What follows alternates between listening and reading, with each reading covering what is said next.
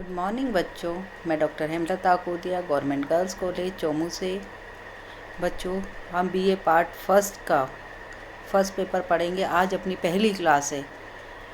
आप इसके बारे में पहले भी परंपरागत और आधुनिक उपागम आप पहले भी पढ़ चुके हैं।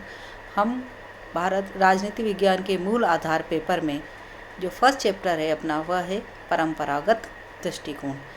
बच्चों, राजनीति विज्ञान के दो दृष्टिकोण है, एक परंपरागत दृष्टिकोण है और एक आधुनिक दृष्टिकोण है। जो परंपरागत दृष्टिकोण है वह प्रारंभ से लेकर 20वीं सदी तक यानी द्वितीय महायुद्ध तक माना जाता है। द्वितीय महायुद्ध से लेकर वर्तमान समय तक का जो काल माना जाता है या दृष्टिकोण माना जाता है, वह आधुनिक दृष्टिकोण कहलाता है। यानी प्रारंभ से लेकर द्वितीय महायुद्ध तक जो भी राजनीति विज्ञान के अंतर्गत अध्ययन किया गया है, उसे हम परंपरागत दृष्टिकोण के अंतर्गत सम्मिलित करते हैं। प्रारंभ में राजनीति विज्ञान में राज्य तथा सरकारों का अध्ययन होता था। परंपरागत दृष्टिकोण का जो सिद्धांत निर्माण और विकास में हमें अनेक राजनीतिक विचारकों का योगदान रहा है। उसमें आप ले लीजिए, सुकरात है, प्लेटो है, अरस्तु है, सिसरो है, सेंट है, ऑगस्ट है, सेंट एक्विनास है, हॉब्स, लोक, रूसो है, मॉन्टेस्क्यू है, कांट, हीगल, ग्रीन आदि राजनीतिक विचारकों को हम परंपरागत राजनीति विज्ञान के अंतर्गत उनके द्वारा जितने भी सिद्धांतों का निर्माण किया गया है या उनके द्वारा जो भी अध्ययन किया गया है, वह हम परंपरागत राजनीति विज्ञान के अंतर्गत सम्मिलित करते हैं। परंपरागत राजनीति विज्ञान के अंतर्गत जो अध्ययन राज्य नीति विज्ञान का हुआ है, उसमें प्रमुखतः राज्य तथा सरकार का अध्ययन किया गया है। और परंपरागत राजनीति विज्ञान पूर्णतः हम ये मान सकते हैं कि काफ़ी हद तक सिर्फ सीमित अध्ययन था तथा संकुचित अध्ययन रहा है। परंपरागत राजनीति विज्ञान और राजनीतिक सिद्धांत की अगर हम विशेषताओं की बात करें तो हमें कुछ विशेषताएं या कुछ लक्षण इसमें दिखाई देते हैं। जो परंपरागत राजनीतिक विज्ञान है या राजनीतिक सिद्धांत है, उसकी जो प्रमुख लक्षण या विशेषताएं हैं, उसमें पहला जो लक्षण या विशेषता है वह है दर्शन शास्त्र से प्रभावित अध्ययन। मैंने आपको बताया उनका अध्ययन काफ़ी ज़्यादा संकुचित था। परंपरागत राजनीति विज्ञान का एक बड़ा भाग हमें दर्शन शास्त्र से प्रभावित नज़र आता है। परंपरागत राजनीति शास्त्रों में अधिकांश ने राजनीति विज्ञान और दर्शन शास्त्र में अत्यधिक घनिष्ठता को स्वीकार किया है। अपितु कई जगह हमें ये लगता है कि राजनीति विज्ञान को दर्शन शास्त्र की एक उप शाखा के समान बना दिया। वस्तुतः इन राजनीति शास्त्रों के द्वारा राजनीति विज्ञान और दर्शन शास्त्र के सहयोग से ज्ञान की एक विशेष शाखा का निर्माण किया, जिसे हम राजनीतिक दर्शन कह सकते हैं। और इसके आधार पर ही उन्होंने अपने राजनीतिक सिद्धांत का निर्माण किया। अगर हम इसका उदाहरण के रूप में अगर हम देखना चाहें तो इसमें हम रूसो की सामान्य इच्छा की जो अवधारणा है उसको ले सकते हैं, जो कि राजनीतिक दर्शन से ली गई है। या ग्रीन ने राज्य का आधार शक्ति नहीं इच्छा है, ये भी राजनीतिक दर्शन के ही रूप में हमें नज़र आता है। तो हम ये कह सकते हैं कि दर्शन शास्त्र एवं राजनीति शास्त्र से प्रभावित होने के कारण अनेक परंपरागत राजनीति शास्त्रियों ने अपने राजनीतिक सिद्धांत के निर्माण में के लिए प्रत्यय, ईश्वरीय विधि, प्राकृतिक विधि या प्राकृतिक अधिकारों की जैसी क्या बोलते हैं पारलौकिक और बौद्धिक मान्यताओं को राजनीति विज्ञान के अध्ययन में आधार बनाया है। दूसरा जो विशेषता या लक्षण है वह है प्रमुख अध्ययन पद्धतियाँ।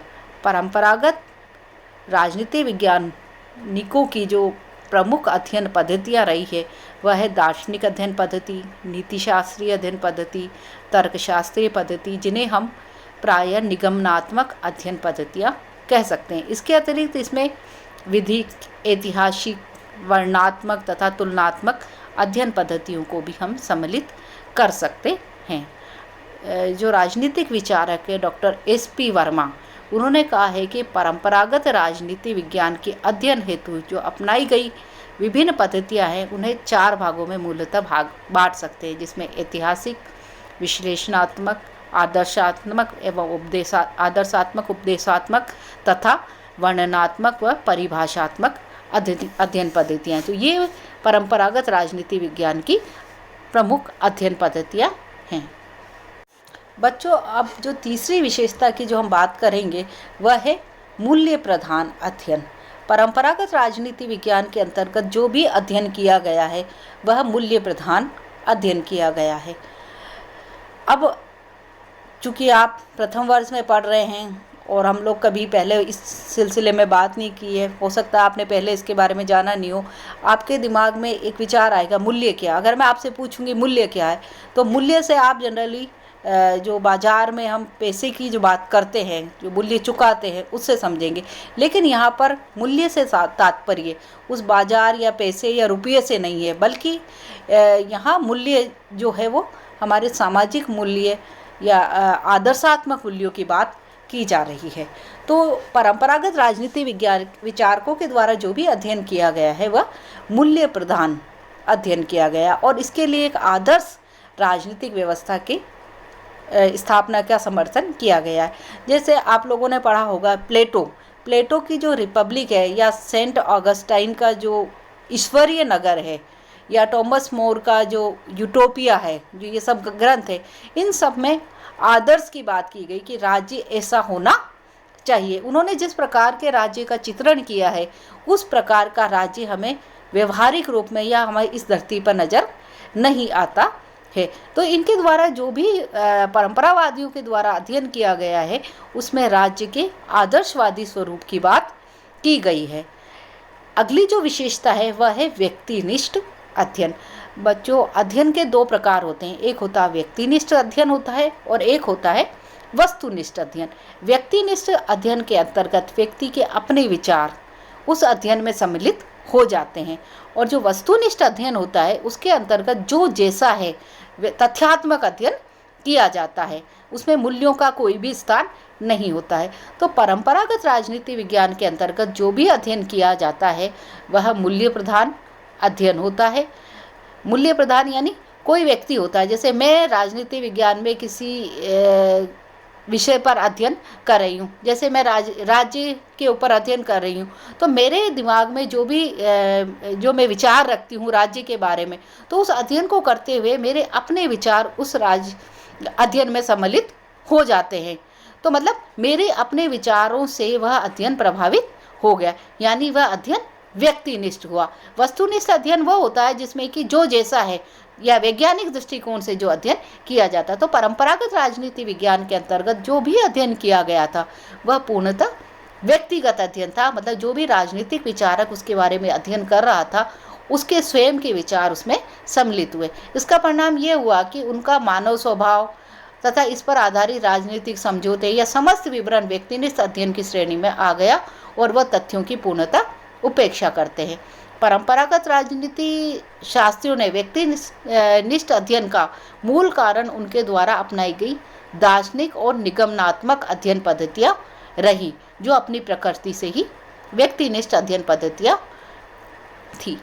और जो अगली विशेषता है वह है अध्ययन में निरंतरता।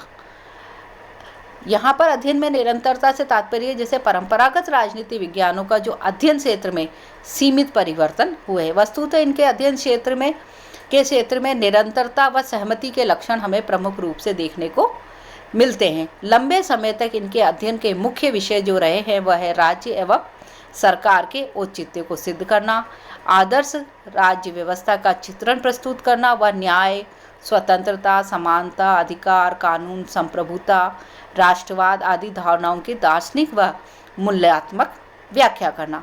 वर्तमान काल में परंपरागत राजनीति विज्ञान व्यक्ति की स्वतंत्रता व अधिकार पर, मानव अधिकारों पर विशेष बल दिया गया। मतलब इनके द्वारा जो भी अध्ययन किया गया है वह राज्य या सरकार या उसी से ओतप्रोत अध्ययन किया गया है। अगली जो विशेषता है वह मुख्यतः संकुचित अध्ययन है। आधुनिक राजनीति विज्ञान की तुलना में जो परंपरागत राजनीति विज्ञान है उनका अध्ययन क्षेत्र एवं दृष्टिकोण मुख्यतः संकुचित व सीमित रहा है। इसके मुख्यतः पाश्चात्य जगत के उदारवादी संविधानों व शासनों का अध्ययन किया गया है। इस प्रकार इसने पाश्चात्य जगत में मौजूद साम्यवादी शासन व्यवस्था एवं विकासशील देश जैसे लैटिन अमेरिका, अफ्रीका व एशिया को विभिन्न शासन व्यवस्थाओं का अध्ययन पर ध्यान नहीं दिया है। यहाँ पर यह ध्यान देने वाली बात है कि परंपरागत राजनीति विज्ञान ने पश्चिमी जगत की उदारवादी संविधानों और शासनों का भी प्राय सैद्धांतिक व आदर्शवादी अध्ययन किया है। इसका प्रमुख कारण जो रहा है वह है कि परंपरागत राजनीति विज्ञान ने इन उदारवादी संविधानों एवं शासन प्रणालियों का अध्ययन औपचारिक कानूनों और संस्थागत औपचारिक कानूनी एवं संस्थागत दृष्टि से किया है। उन्होंने मुख्यतः जो पुस्तकालय या लाइब्रेरी है उनमें बैठकर अध्ययन की राजनीतिक साहित्य की रचना की है, जो कि तर्कपूर्ण दृष्टि से या उचित नहीं है या क्या बोलते हैं सैद्धांतिक है। उन्होंने इस तथ्य की हमेशा उपेक्षा करी कि उनके द्वारा अध्ययन जो भी किया गया है संविधान या शासन प्रणाली व व्यवहार में कैसे काम करेंगे। उदाहरण के लिए जैसे डाइसी है, मुनरो है, ओग व जिंक के जो अध्ययन मूलतः इसी श्रेणी में आते हैं। अब हम बात करेंगे परंपरागत राजनीतिक दृष्टिकोण के अनुसार राजनीति विज्ञान की परिभाषा की। तो जितनी भी परिभाषाएं परंपरागत राजनीतिक विचारकों के द्वारा दी गई हैं उनको हम कुछ भागों में बांटें। तो पहला है राजनीति विज्ञान केवल राज्य का अध्ययन करता है। जो अनेक परंपरागत राजनीतिक जो विचारक हैं उन्होंने कहा है कि राजनीति विज्ञान राज्य नामक संस्था का अध्ययन करता है। हिंदी शब्द राजनीति और अंग्रेजी शब्द पॉलिटिक्स एक दूसरे के पर्यायवाची है। स्वयं अंग्रेजी जो शब्द है पॉलिटिक्स की उत्पत्ति यूनानी शब्द पॉलिस से हुई है, जिसका उस भाषा में अर्थ है नगर राज्य, यानी नगर। पहले के समय में छोटे छोटे नगर राज्य हुआ करते थे। तो इस प्रकार से पॉलिटिक्स ऐसा विषय है जिसमें कि राज्य का अध्ययन, नगर राज्य का अध्ययन किया जाता है और धीरे धीरे ये नगर राज्य वर्तमान राज्य के रूप में आ गया है। तो इस विषय के विकास में उसे राजनीति विज्ञान के राजनीति के स्थान पर राजनीति विज्ञान कहा जाने लगा। अब अगर हम परंपरागत दृष्टि से परिभाषाओं की बात करते हैं तो सबसे ज़्यादा राज्य की जो प्रचलित परिभाषा है वो गार्नर की है। गार्नर कहते हैं कि राजनीति विज्ञान का प्रारंभ तथा अंत दोनों ही राज्य से होते हैं। मतलब उन्होंने तो राज्य के अध्ययन को ही परंपरागत दृष्टिकोण से राज्य के अध्ययन को ही राजनीति विज्ञान का अध्ययन मान लिया है। अब हम जो दूसरी परिभाषा है वह है सरकार, राजनीति विज्ञान यानी सरकार का अध्ययन। जो परंपरागत विचारक है वो कहते हैं कि राजनीति विज्ञान के अंतर्गत राज्य के स्थान पर सरकार का अध्ययन किया जाना चाहिए। उनका तर्क है कि राज्य एक अमूर्त संस्था है जबकि सरकार एक मूर्त और प्रत्यक्ष संस्था है। सरकार ही प्रभुसत्ता का वास्तव में प्रयोग करती है। अतः सरकार का अध्ययन ही राजनीति विज्ञान के अंतर्गत किया जाना चाहिए।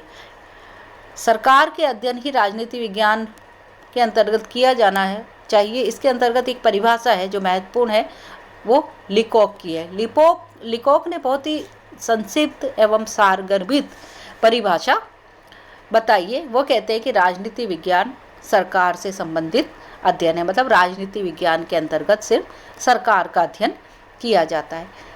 तीसरा जो मत है परंपरागत राजनीतिक विचारकों का की परिभाषा की दृष्टि से वह है कि राजनीति विज्ञान में राज्य तथा सरकार दोनों का अध्ययन किया जाता है। परंपरागत राजनीतिक विचारक कुछ विद्वानों के अनुसार राज्य तथा सरकार दोनों ही दृष्टि से इसका अध्ययन किया जाना चाहिए। राज्य एवं सरकार का में परस्पर घनिष्ठ संबंध होता है और इनमें से किसी एक के अभाव में दूसरे के का अध्ययन नहीं किया जा सकता। यदि राज्य एक अमूर्त संरचना है तो सरकार उसे मूर्त एवं भौतिक रूप प्रदान करती है। इसी प्रकार राज्य प्रभुसत्ता को धारण करने वाला है तो सरकार प्रभुसत्ता का उपयोग करती है। अतः राजनीति विज्ञान के अंतर्गत दोनों का ही अध्ययन किया जाना चाहिए। इस दृष्टि से अगर हम राजनीति विज्ञान की परिभाषा देखते हैं तो गिलक्राइस्ट की परिभाषा आती है। गिलक्राइस्ट कहते हैं राजनीति विज्ञान राज्य व सरकार कि सामान्य समस्याओं का अध्ययन करता है। अगली जो परिभाषा की दृष्टि से हम बात करें, जो मुख्यतः राजनीति विज्ञान की परिभाषा की जाती है, वह है राजनीति विज्ञान मानव तत्व के संदर्भ में अध्ययन है। परंपरागत राजनीति विज्ञान के कुछ विद्वानों ने जो परिभाषाएं मैंने आपको बताई है, राज्य सरकार या राज्य व सरकार के बारे में जो परिभाषाएं बताई है, उनको अपूर्ण माना है। उन्होंने कहा है मानव तत्व की इसमें पूर्णतः उपेक्षा की गई है। वस्तुतः राज्य तथा सरकार का निर्माण मनुष्य के हित के लिए हुआ है, अतः मानव के संदर्भ में इनका अध्ययन किया जाना चाहिए। इसके अंतर्गत लास्की की परिभाषा बहुत महत्वपूर्ण स्थान रखती है। लास्की कहते हैं राजनीति विज्ञान संगठित राज्यों के संदर्भ में मानव जीवन का अध्ययन है। कहते हैं हरमन हेलर ने भी इस क्षेत्र में इसके संबंध में जो परिभाषा दी है वह है राजनीति विज्ञान के संपूर्ण स्वरूप का निर्धारण इसकी मानव संबंधी मौलिक अवधारणाओं के द्वारा होता है। इन सब परिभाषाओं के आधार पर अगर हम राजनीति विज्ञान की बात करते हैं तो राजनीति विज्ञान के अंतर्गत राज्य, सरकार तथा अन्य संबंधित संगठनों व संस्थाओं का मानव के राजनीतिक जीवन के संदर्भ में अध्ययन किया जाना चाहिए। अब बच्चों हम बात करेंगे परंपरागत राजनीति विज्ञान के अध्ययन क्षेत्र का, कि परंपरागत राजनीति विज्ञान की अध्ययन क्षेत्र क्या है, स्कोप क्या है ट्रेडिशनली दृष्टि से। तो राजनीति विज्ञान का जो क्षेत्र का अर्थ है वह इसकी अध्ययन वस्तु यानी विषय सामग्री क्या है। इस प्रकार राजनीति विज्ञान के अध्ययन क्षेत्र के अंतर्गत हम उन तथ्यों व सामग्रियों को शामिल कर सकते हैं कि जिनका अध्ययन इस विषय के अंतर्गत किया जाता है अथवा किया जाना चाहिए। जिस प्रकार विद्वानों ने परंपरागत राजनीति विज्ञान की परिभाषा की है या उसके बारे में उनमें जो मतभेद रहा है, तो उनके जो अध्ययन क्षेत्र है परंपरागत दृष्टिकोण का, उसमें भी हमें मतभेद दिखाई देता है। परंपरागत राजनीति विज्ञान का जो अध्ययन क्षेत्र है उसके संबंध में यूनेस्को के एक राजनीतिक सम्मेलन में जो डिसाइड किया गया है उसके अनुसार राजनीति विज्ञान का जो अध्ययन सामग्री है वो अब उसकी चर्चा हम करेंगे। 1948 के यूनेस्को सम्मेलन के अंतर्गत जो राजनीति विज्ञान का जो अध्ययन क्षेत्र बताया गया उसमें 4 बातों को सम्मिलित किया गया। उसमें पहला है राजनीतिक संस्थाएं यानी संविधान, राष्ट्रीय सरकार, प्रादेशिक एवं स्थानीय शासन का अध्ययन का सरल व तुलनात्मक अध्ययन राजनीति विज्ञान के परंपरागत अध्ययन में किया जाता है, परंपरागत अध्ययन क्षेत्र में किया जाता है, उपागम में किया जाता है। दूसरा है राजनीतिक दल तथा समूह तथा लोकमत का अध्ययन परंपरागत दृष्टिकोण के अंतर्गत राजनीति विज्ञान के अध्ययन क्षेत्र में सम्मिलित किया गया है, जिसके अंतर्गत राजनीतिक दल समूह का राजनीतिक व्यवहार, लोकमत तथा शासन में नागरिकों के भाग लेने की प्रक्रिया का अध्ययन किया जाता है। नेक्स्ट है राजनीतिक सिद्धांत। अतीत व वर्तमान की राजनीतिक सिद्धांतों व विचारकों का अध्ययन परंपरागत दृष्टिकोण में किया जाता है। इसके अलावा अंतर्राष्ट्रीय संबंध यानी अंतर्राष्ट्रीय राजनीति, अंतर्राष्ट्रीय विधि, अंतर्राष्ट्रीय संगठन तथा अंतर्राष्ट्रीय प्रशासन का अध्ययन भी राजनीति विज्ञान के अंतर्गत किया जाता है। विभिन्न जो राजनीति शास्त्रीय जो परंपरागत राजनीति शास्त्री हैं एवं यूनेस्को दृष्टिकोण, दोनों के अगर हम सम्मिलित दृष्टिकोण को देखें तो जो परंपरागत राजनीति विज्ञान के अंतर्गत अध्ययन किया जाता है उसमें है पहला जो बिंदु है वह है मानव के राजनीतिक जीवन का अध्ययन परंपरागत राजनीतिक दृष्टिकोण के अंतर्गत किया जाता है। मानव के जीवन के हम जानते हैं कई पक्ष होते हैं, जिसमें धार्मिक होता है, आर्थिक होता है, सामाजिक होता है, राजनीतिक होता है। मतलब एक व्यक्ति एक अलग अलग समय में अलग अलग भूमिकाओं को निभाता है, तो उसी हिसाब से उसके कई पक्ष हमें नज़र आते हैं।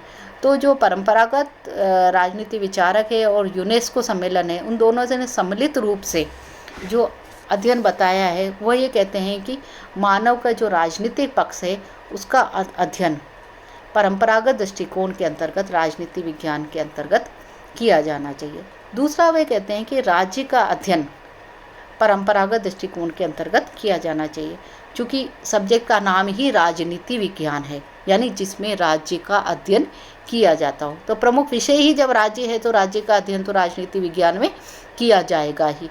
प्राचीन काल से लेकर आधुनिक समय तक राज्य का विकास की विभिन्न अवस्थाओं का अध्ययन इसके अंतर्गत किया जाता है। जैसे राज्य कैसा रहा है का अध्ययन, राज्य कैसा है का अध्ययन, राज्य कैसा होना चाहिए का अध्ययन राजनीति विज्ञान के अंतर्गत किया जाता है। इसके अलावा राजनीति विज्ञान में सरकार का अध्ययन भी किया जाना चाहिए। आपको मैंने पहले भी बताया, बिना सरकार के राज्य का संचालन नहीं हो सकता। राज्य जहाँ अमूर्त है तो सरकार राज्य का मूर्त रूप है। तो राजनीति विज्ञान के अध्ययन का प्रमुख विषय सरकार है।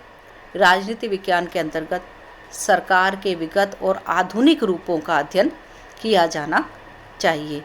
ये वर्तमान काल में विभिन्न देशों में मौजूद शासन प्रणालियों का सरल व तुलनात्मक अध्ययन करता है। यह किसी शासन के अंतर्गत मौजूद शासन के तीनों अंगों का अध्ययन करता है और इन अंगों के पारस्परिक संबंधों की व्याख्या भी करता है। वर्तमान समय में अधिकांश देशों में लोकतांत्रिक शासन प्रणाली प्रचलित है और इस दृष्टि से राजनीति विज्ञान में चुनाव प्रणाली, प्रतिनिधित्व की समस्या, लोक प्रशासन आदि का अध्ययन भी किया जाता है। नेक्स्ट है स्थानीय एवं राष्ट्रीय समस्याओं का अध्ययन।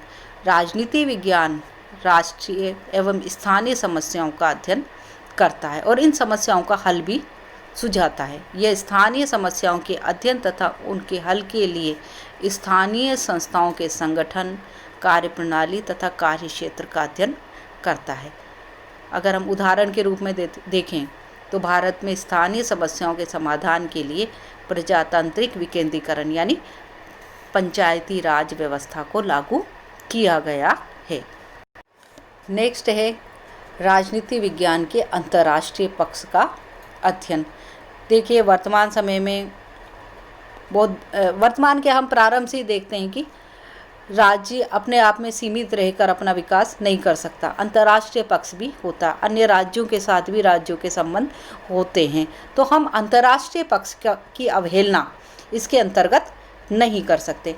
वैज्ञानिक व औद्योगिक विकास के परिणाम स्वरूप जो संपूर्ण विश्व है वो एक विशाल राजनीतिक समूह में परिवर्तित हो गया है और विभिन्न राष्ट्रीय राज्य उसकी इकाइयाँ मात्र बनते जा रहे हैं। वर्तमान काल में अंतर्राष्ट्रीय समस्याएं इन राष्ट्रीय राज्यों के जीवन को प्रभावित करती है। अतः राजनीति विज्ञान के अंतर्गत इन अंतर्राष्ट्रीय समस्याओं का अध्ययन भी किया जाना चाहिए और इसके समाधान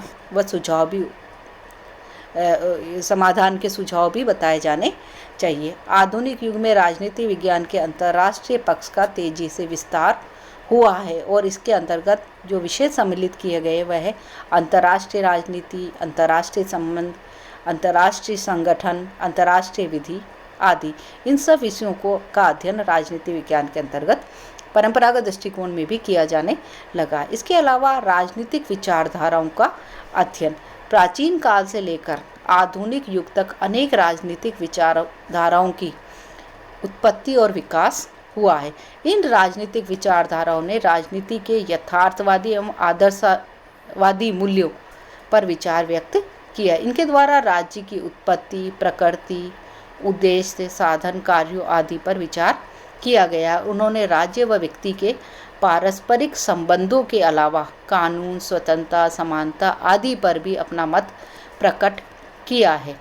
राजनीति विज्ञान के इतिहास में अनेक विचारधाराएं अस्तित्व में आई हैं, जैसे प्रत्ययवाद, व्यक्तिवाद, अराजकतावाद, फांसीवाद, समाजवाद, साम्यवाद, बहुलवाद। इन सब का अध्ययन राजनीति विज्ञान में किया जाना चाहिए। राजनीति विज्ञान इन विचारधाराओं का सरल व तुलनात्मक अध्ययन करता है। वह ये भी अध्ययन करता है कि अतीत में इन विचारधाराओं ने मानव के राजनीतिक जीवन को किस प्रकार से प्रभावित किया। राजनीति विज्ञान यह भी देखता है कि किन परिस्थितियों में किस विचारधारा का जन्म होता है। ये विचारधारा के क्षेत्र में उत्पन्न होने वाली नवीन प्रवृत्तियों का भी अध्ययन करता है। और जो अगला क्षेत्र है वह आता है राजनीतिक दलों व दबाव समूह का अध्ययन। आधुनिक युग में मैंने आपको बताया है कि लोकतंत्र, वर्तमान में लोकतांत्रिक राज्यों की स्थापना हो गई है। लोकतंत्र में राज्य के बगैर, राजनीतिक दल के बगैर कुछ भी संभव नहीं है। तो आधुनिक युग में जो शासन का संचालन है वो राजनीतिक दलों व दबाव समूह, उसमें राजनीतिक दल व दबाव समूह विशेष महत्व रखते हैं। राजनीतिक दल चुनाव में भाग लेते हैं, सरकार का निर्माण करते हैं व संचालन करते हैं। यद्यपि राजनीतिक दलों की तुलना में दबाव समूह गुप्त तथा अप्रत्यक्ष रूप से कार्य करते हैं, किंतु वे सरकार की नीतियों के निर्माण को अत्यधिक प्रभावित करते हैं। राजनीतिक दल व दबाव समूह लोकमत के निर्माण में भी महत्वपूर्ण भूमिका निभाते हैं। अतः राजनीति विज्ञान के क्षेत्र में इन दोनों का अत्यधिक महत्व है। इन सब जो मैंने आपको राजनीति क्षेत्र के, राजनीति विज्ञान के जो परंपरागत अध्ययन क्षेत्र के बारे में बताया, जो भी बिंदु आपसे डिस्कस किए हैं, उससे यह निष्कर्ष निकलता है कि जो राजनीति विज्ञान का जो परंपरागत अध्ययन क्षेत्र है वह बहुत ही व्यापक है, किंतु मुख्य बात यह है कि आधुनिक सभ्यता के विकास के साथ साथ ही इसके अध्ययन क्षेत्र में भी लगातार वृद्धि होती जा रही है। आज राज्य उन समस्त समुदायों का भी अध्ययन करने लगा जो मूलतः अराजनीतिक प्रकृति के हैं, किंतु वे राज्य की नीतियों व निर्णयों को प्रभावित करते हैं। विज्ञान व औद्योगिक जगत के कारण राजनीति का लगातार अंतर्राष्ट्रीयकरण होता जा रहा है और इसके साथ ही राजनीति विज्ञान के अध्ययन क्षेत्र का भी विस्तार होता जा रहा है। राजनीति विज्ञान एक गतिशील विज्ञान है और इसलिए यह आशा की जाती है कि समय और परिस्थितियों के साथ साथ इसका अध्ययन क्षेत्र भी लगातार विकसित होता जाएगा। तो इस प्रकार से बच्चों, इस वीडियो में हम राजनीति विज्ञान के परंपरागत दृष्टिकोण के बारे में जाना। बच्चों, इस वीडियो को आपने पूरा सुना। अब आप नीचे कमेंट बॉक्स में अपना नाम, क्लास व सेक्शन भी डालें। इससे हम आपकी अटेंडेंस मान रहे हैं कि आप लगातार पढ़ाई कर रहे हैं। धन्यवाद बच्चों।